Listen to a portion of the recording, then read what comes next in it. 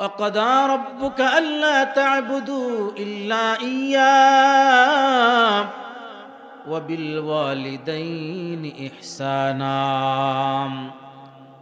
আল্লাহ পাক রব্বুল আলামিন বলেন, তোমার রবের পক্ষ থেকে চূড়ান্ত ফয়সালা হয়ে গেছে, চূড়ান্ত সিদ্ধান্ত হলো আল্লাহ ছাড়া কারো গোলামি করা যাবে না, আল্লাহ ছাড়া কারো উপাসনা করা যাবে না, একমাত্র উপাসনা করতে হবে। জোরা বলেন কার?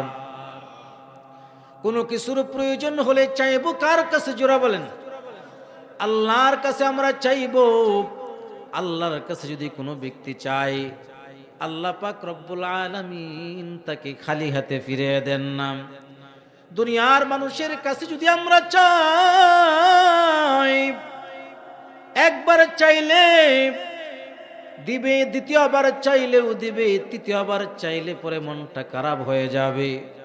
কিন্তু আল্লাহর কাছে আমরা যত চাই, আল্লাহ আমাদের প্রতি তত খুশি হয়ে যান। সুবহানাল্লাহ বলি। हर हमेशा देने को तैयार है, जो ना मांगे उससे यो बेजार है। আল্লাহর কাছে যারা চায়, আল্লাহ তাদের প্রতি খুশি হয়ে যান। আর আল্লাহর কাছে যারা চায় না, আল্লাহ তাদের প্রতি অসন্তুষ্ট হয়ে যান। আল্লাহ পাক রব্বুল আলামিন বলেন, وَإِذَا سَأَلَكَ عِبَادِي عَنِّي فَإِنِّي قَرِيبٌ।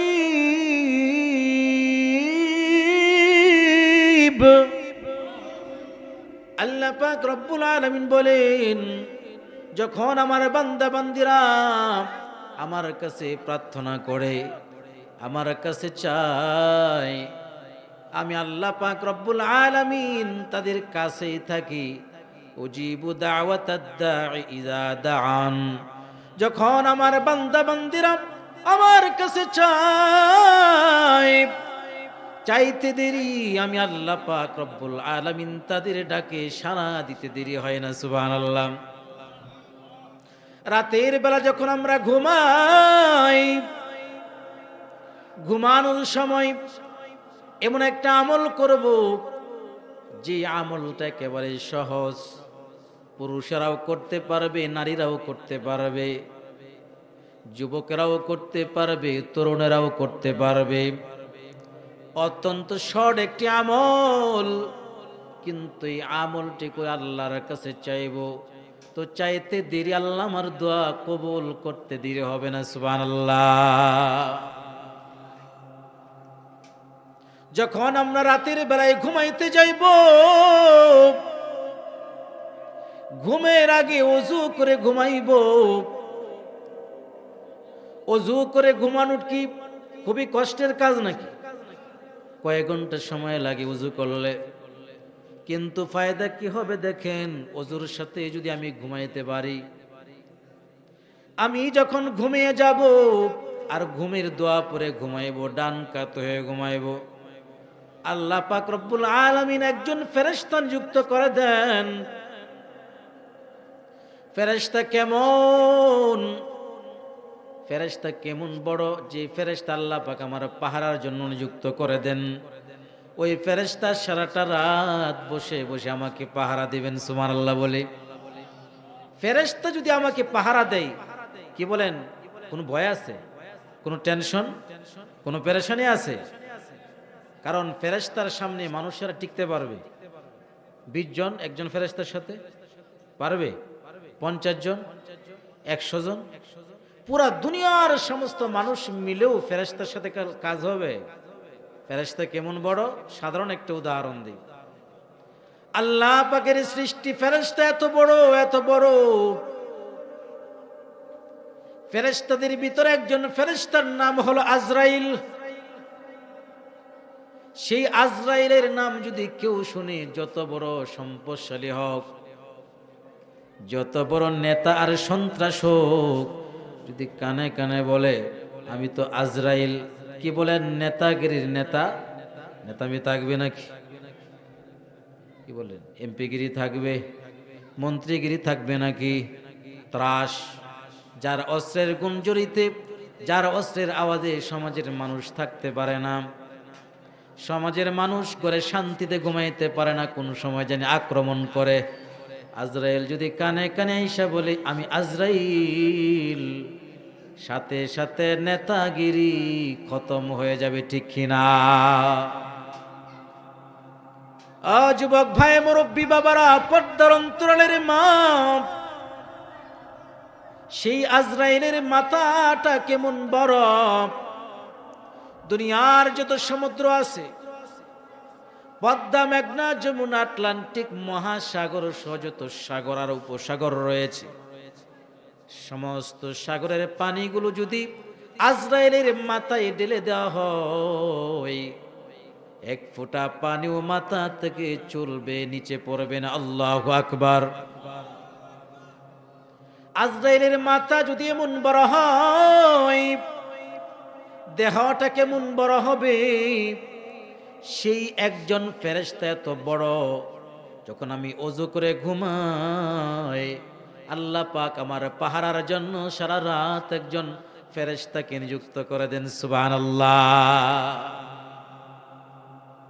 2 নাম্বার লাভ, 2 নাম্বার ফায়দা, রাতের বেলায় যদি কেউ ওযু করে ঘুমায়,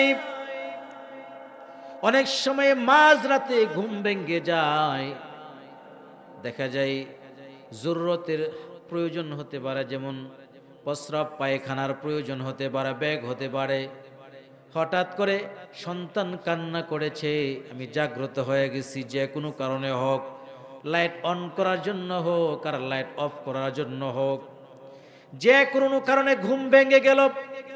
ঘুম ভাঙ্গার পরে আর কোনো ওযুর দরকার নাই, ওই অবস্থায় আমরা একটু জিকির করব, সুবহানাল্লাহ, আলহামদুলিল্লাহ, লা ইলাহা ইল্লাল্লাহু, আল্লাহু আকবার। আল্লাহ পাকের একটু জিকির করব। জিকির করার পর আল্লাহর কাছে 2টা হাত তুলে আমরা বলবো, যা মন চাই, ইয়াসআলাল্লাহ, আল্লাহর কাছে আমরা প্রার্থনা করব, মাশিতা, যা প্রয়োজন হয়। আল্লাহর কাছে যদি আমরা প্রার্থনা করি, চাইতে দেরি হয়, আল্লাহ পাক দোয়া কবুল করতে দেরি হয় না। সুবহানাল্লাহ। কারণ ওই সময় যদি আল্লাহর কাছে আমরা চাই, আল্লাহ আমাদেরকে খালি হাতে ফিরিয়ে দিবেন না। কারণ আল্লাহ পাক রব্বুল আলামিন ওই সময় তার বান্দা বান্দীদের প্রতি বড় খুশি হয়ে যান। ও আদিয়াবাদের যুবক ভাই,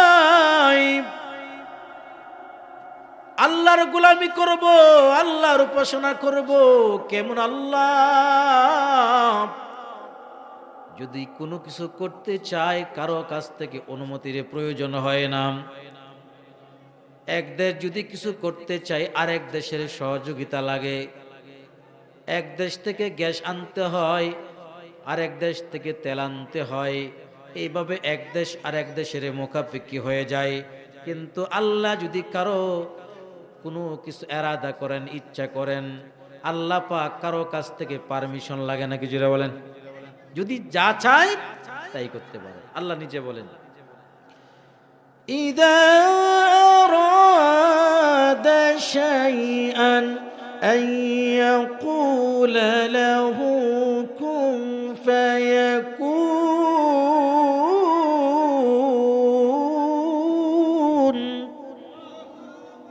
আমার ভাইরা, আল্লাহ পাক রব্বুল আলামিন বলেন, যখন আল্লাহ পাক কোনো কিছুর এরাদা করেন, ইচ্ছা করেন, শুধু কোন বলেন, শুধু কোন শব্দটা উচ্চারণ করেন, সাথে সাথে হয়ে যায়। এই জন্য গোলামি করব কার? উপাসনা করব কার? কোনো কিছুর প্রয়োজন হইলে কার কাছে চাইব? আরেকটু জোরে বলেন, কার কাছে? সন্তানের চাকরির প্রয়োজন, কার কাছে চাইব? বিপদে পড়ে গেছি, চাইব কার কাছে? বিপদ আছে না নাই? যখন বিপদ চলে আসে তখন আমরা হতাশ হয়ে যাই। হতাশ হওয়ার কোনো প্রয়োজন নাই, কারণ আমাদের রব, আমাদের আল্লাহ তো আছেন। লা সিনাতু ওয়ালা নাওম। আল্লাহ ঘুমান নাকি? জীবন ঘুমান? আল্লাহ ঘুমানো না, তন্দ্রাও জান্নাত। 24 ঘন্টা আল্লাহ পাক রব্বুল আলামিন সজাগ আছে। বিপদে পড়ে গেলে আল্লাহর কাছে সাহায্য চাইব। আল্লাহর কাছে সাহায্য চাইলে আল্লাহ পাক রব্বুল আলামিন সাহায্য করবেন। কারণ বিপদ মুসিবত এটা আল্লাহর পক্ষ থেকে নিয়ামত।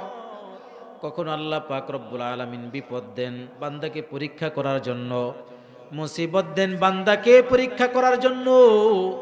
বান্দা যখন পরীক্ষায় সফল হয়ে যায় তখন আল্লাহ পাক রব্বুল আলামিন তাদেরকে সুসংবাদ দান করেন। সুবহানাল্লাহ বলি। وَلَنَبْلُوَنَّكُمْ بِشَيْءٍ مِّنَ الْخَوْفِ وَالْجُوعِ وَنَقْصٍ مِّنَ الْأَمْوَالِ وَالْأَنفُسِ وَالثَّمَرَاتِ।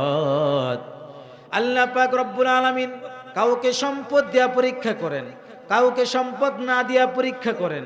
আল্লাহ পাক রব্বুল আলামিন কাউকে বিপদ দেন, জীবনের উপরে হুমকি চলে আসে, ফসলাদি বিনষ্ট হয়ে যায়, ক্ষেত খামার নষ্ট হয়ে যায়। আল্লাহ পাক রব্বুল আলামিন যখন এইভাবে কষ্ট দিতে থাকেন একের পর এক, আর যখন কোনো মুমিন মুত্তাকি বান্দা বান্দিরা ধৈর্য ধারণ করবে, আল্লাহ পাক রব্বুল আলামিন তাদের জন্য রেখেছেন সুসংবাদ। সুবহানাল্লাহ বলি। ওয়াবাশশিরিস সাবিরিন।